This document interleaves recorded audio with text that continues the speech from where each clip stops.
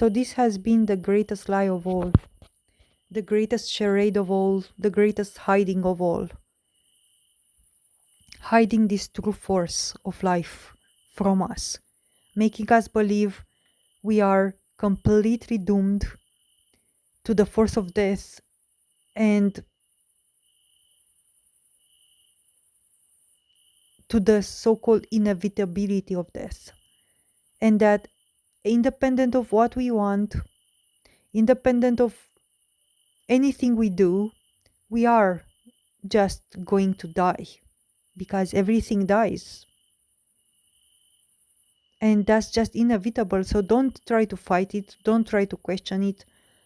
Try to live your life as best as you can, but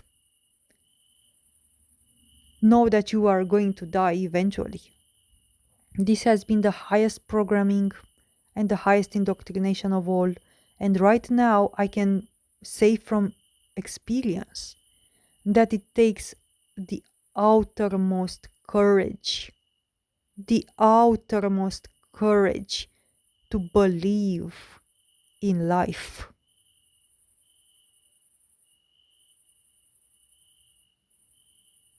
To believe in the force and the power of life. It takes the outermost courage imaginable.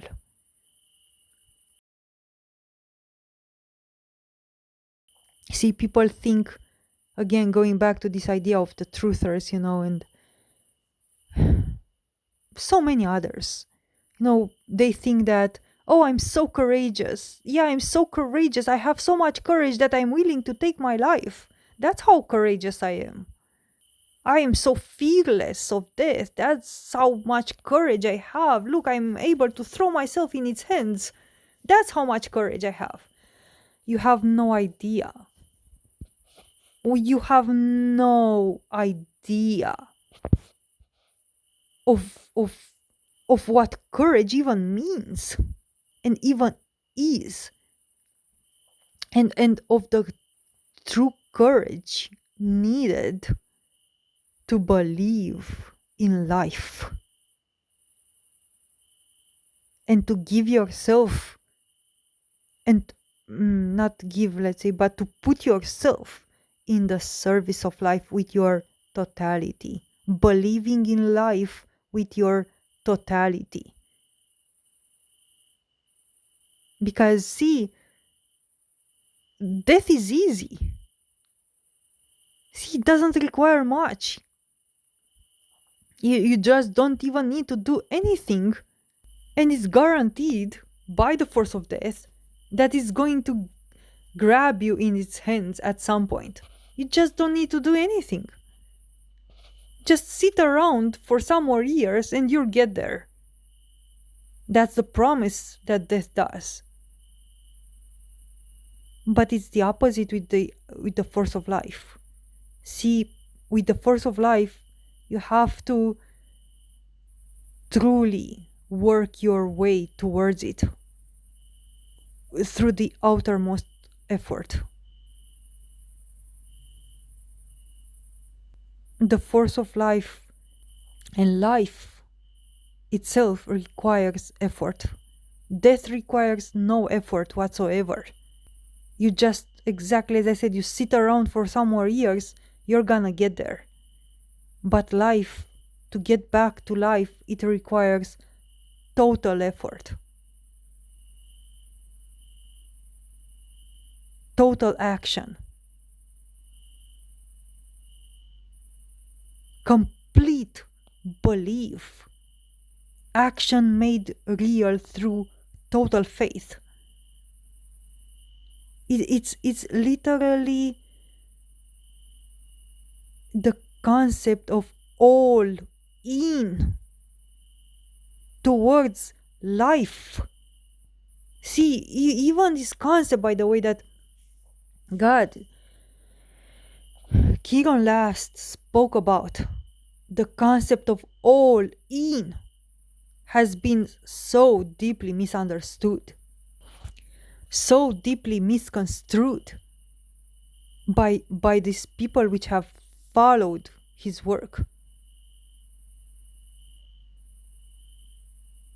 They believe that all in means yes, I'm all in. I'm throwing myself in the hands of death. See how devoted I am. And you ask, devoted to what? Well, to exiting the matrix. See, I'm so all in to get out of hell. I'm immediately ready to kill myself. Some have actually done it. Thinking they're exiting the matrix, they have killed themselves. See, this concept, it's unbelievable how inverted they have it. The concept of all in.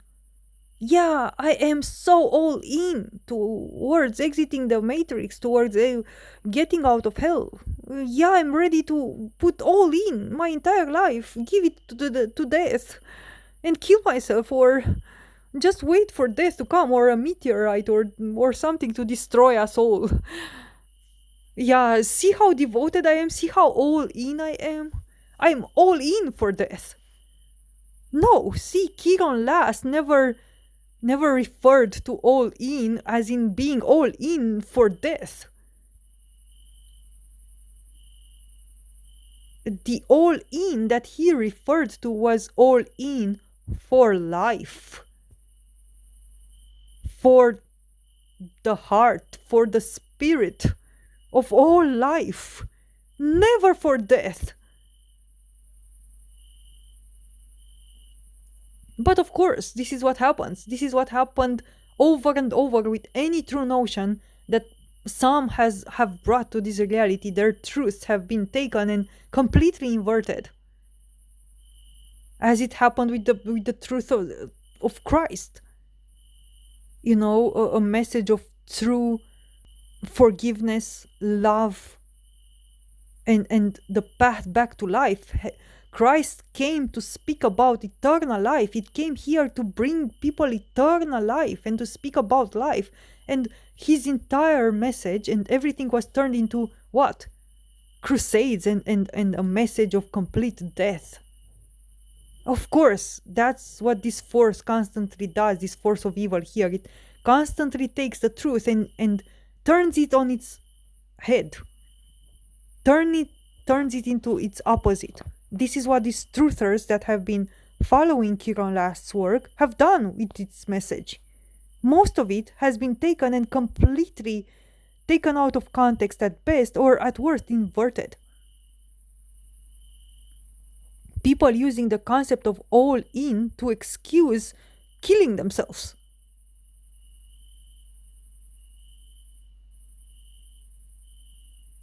Or waiting for Armageddon. Yeah, the total destruction of life on Earth. Uh, a meteorite to come and destroy us all because we are all in. Yeah. See how all in I am. I am ready to all in, give myself to death. And at the same time allow all else around me to die. See how all in I am? God, I'm allowing everything on earth to die. You can't get more all in than that, can't you? No, but it's unbelievable. It's just a complete, absolute, complete inversion of Kiron Last's message, which was all about, you know, the preciousness of every life on earth, the preciousness of every breath on earth, the preciousness of everything on earth. But they just take a thing from his message and then take it out of context, and they do whatever they want with its words, with its message, and then they promote themselves as yeah, promoters of his message of Kiron Last. It's unbelievable, unfreaking believable.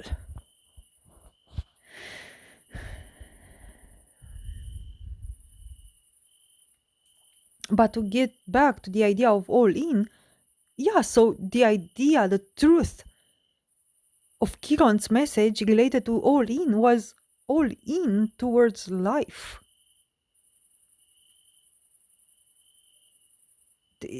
He actually said it quite clear. There's nothing to give to death.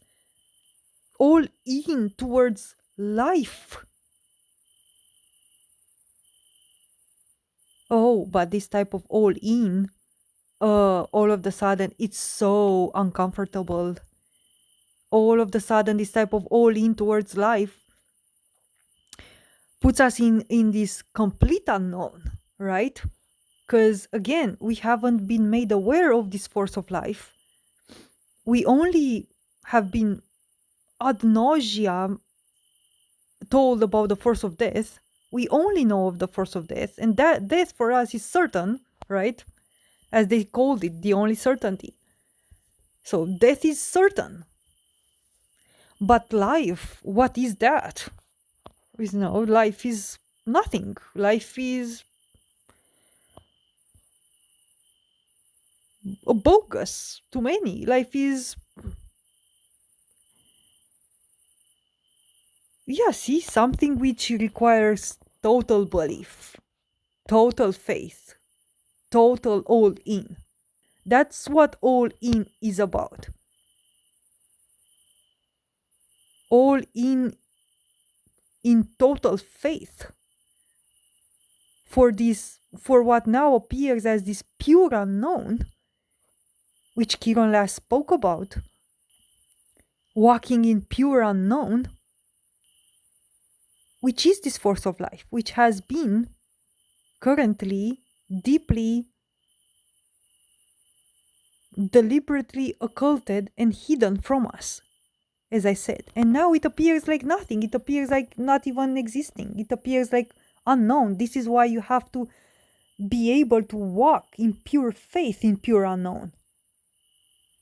Guided by the spirit, guided by the heart, all in. So how many are capable right now to walk in pure faith towards life, knowing that right now we do not have any guarantee? See, and this is the uncomfortableness of all of this. The uncomfortableness of walking towards a thing which you have no guarantee that it is even possible, right? And this is the notion of believing in the impossible. What do you think these words and this concept even means? Believing in the impossible. Walking towards something which you have no guarantee. Death is, they say it's completely guaranteed. Death, they say it's the only certainty. So they've made it clear that death is fully achievable. And as you can see, as I said, you don't have to do anything to achieve death. Just sit around for some more years and it's done.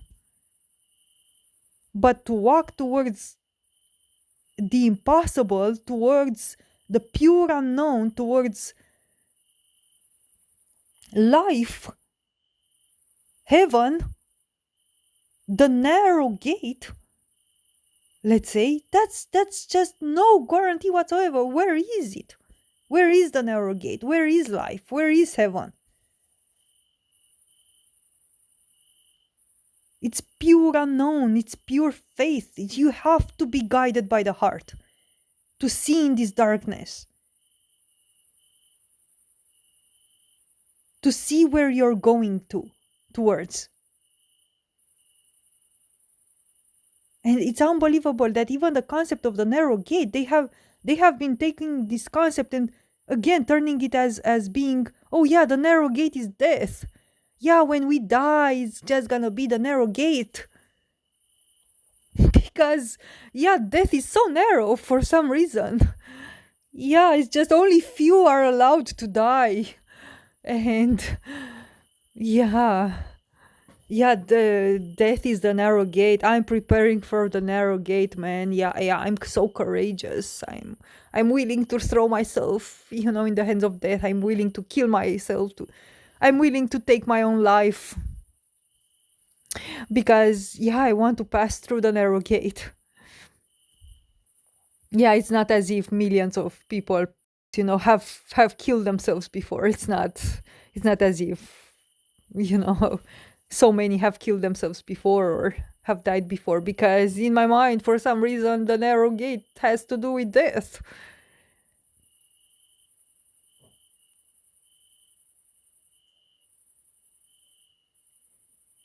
So, can you feel the uncomfortableness?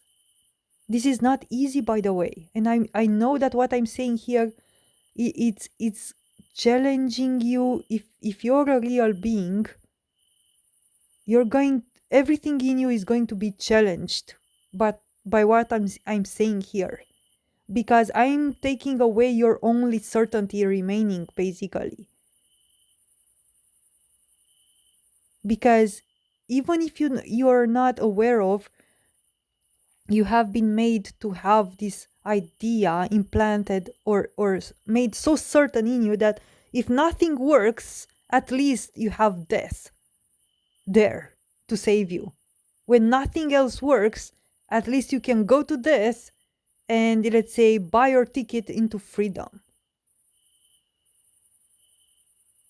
So, see, you still have this type of false backup of sorts, always there in the back of your mind. You always think like, well, at least if nothing is going to work, I'll die and I'll escape the matrix, or kill myself, or there's all you still see. You're not walking in pure unknown yet, because you still have this last but false type of certainty, and you think that death is going to somehow save you from the misery of this life.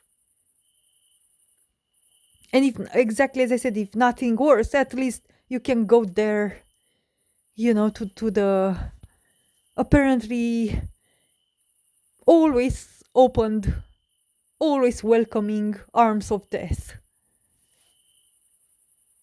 There's something there which is still clinging in your mind, making you feel this false sense of security, even, and of safety, that death is able to save you when nothing else can.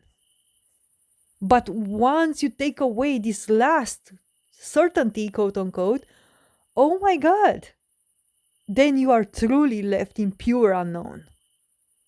And that's the outermost uncomfortableness. Then you are left with no certainty whatsoever.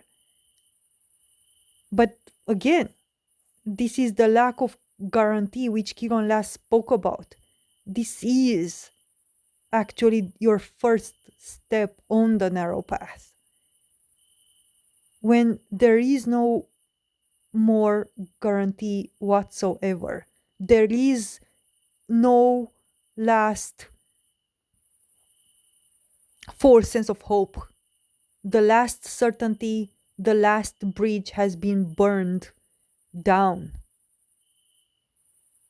When death itself is seen that it was all a charade, and it is allowed to burn, the last bridge breaking down, burning down, and you've burned it behind you, then you have no other certainty left. You are then in pure unknown, walking almost like in thin air. See, that's true uncomfortableness. That's absolute faith and absolute vulnerability, which most are going to find it too uncomfortable, too unbearable.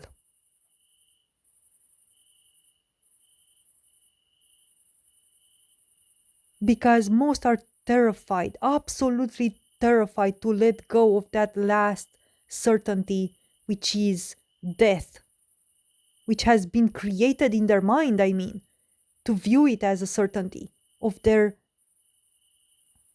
supposed salvation or liberation. again, they still cling. Something in them still clings in their mind that if nothing works, death is going to be able to liberate them from this world of misery and suffering, which is an absolute, complete lie. Death is just the gateway, at best, to the same level of the matrix that you are in, and at worst, to a deeper level of the matrix. And thus, of course, a deeper level of ignorance, and of course, then a deeper level of suffering.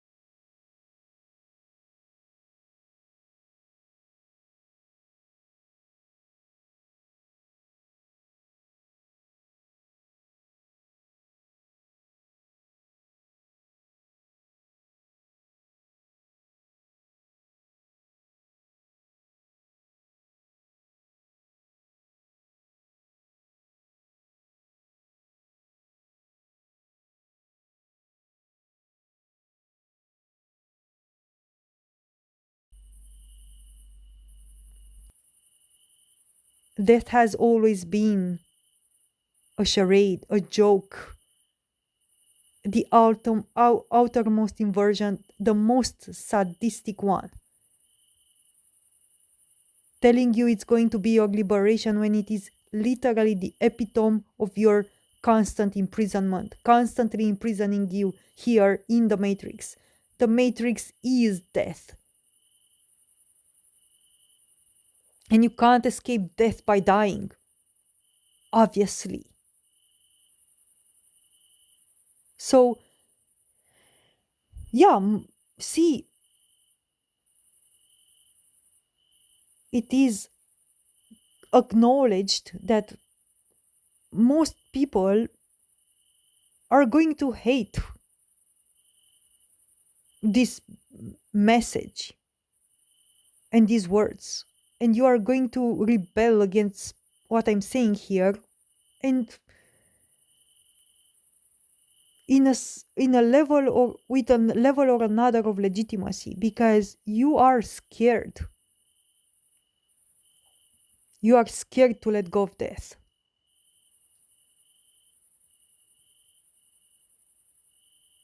And thus you are going to hate this message, you are going to hate these words, and you're going to do your outermost to disprove it.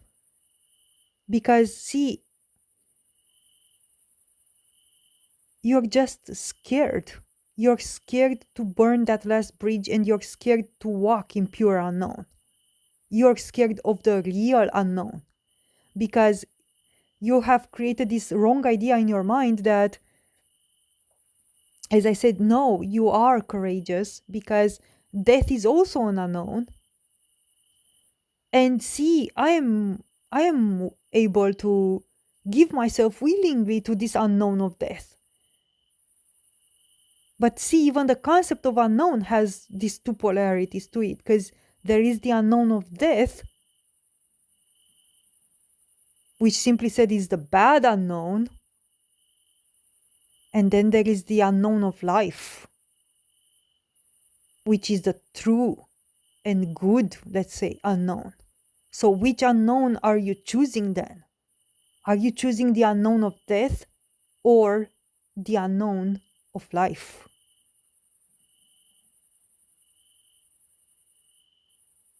The broad way or the narrow gate?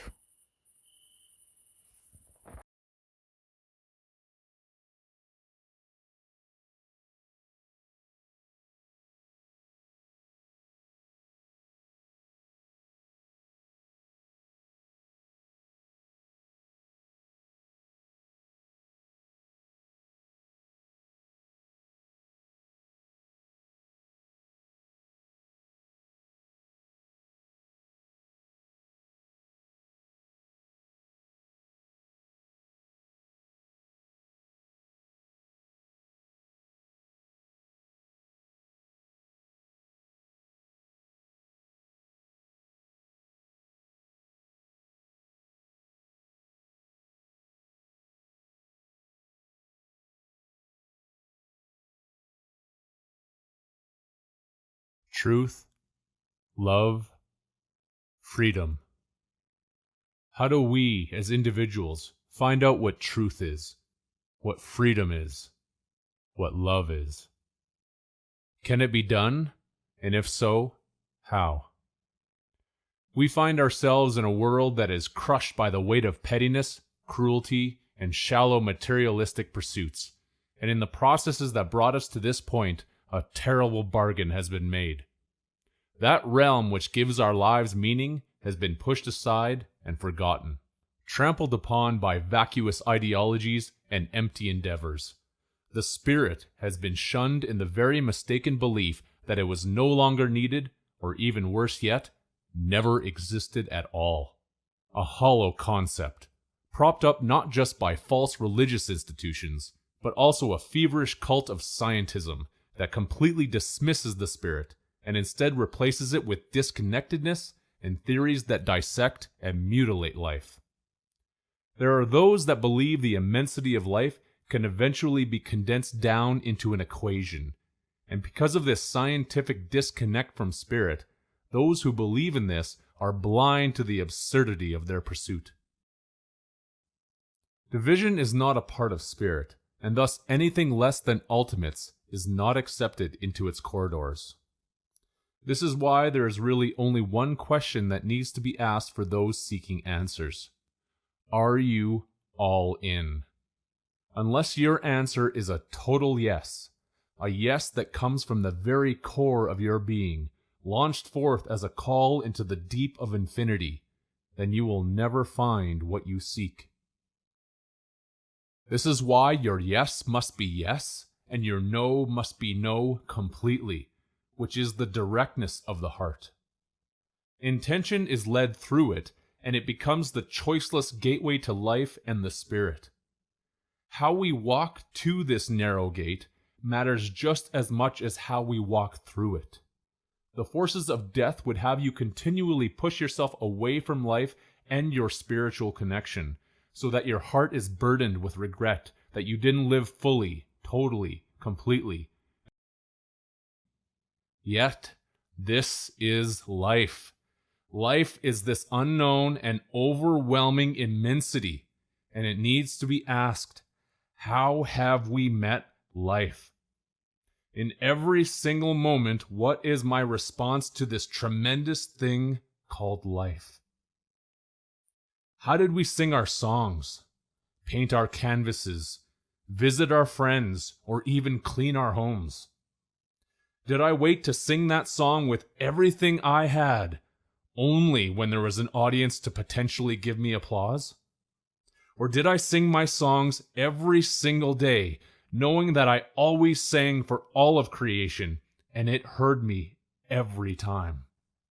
Spirit always gives everything it has to life. It is all in. Total vulnerability. Every moment is the opportunity to live life this way, and every action is the opportunity to live deliberately. Every moment is our response to life, and thus our response to death. When I am asked, what price am I willing to pay to walk with this spirit? My answer, with the totality of who I am, shouts to the heavens, all in. All in.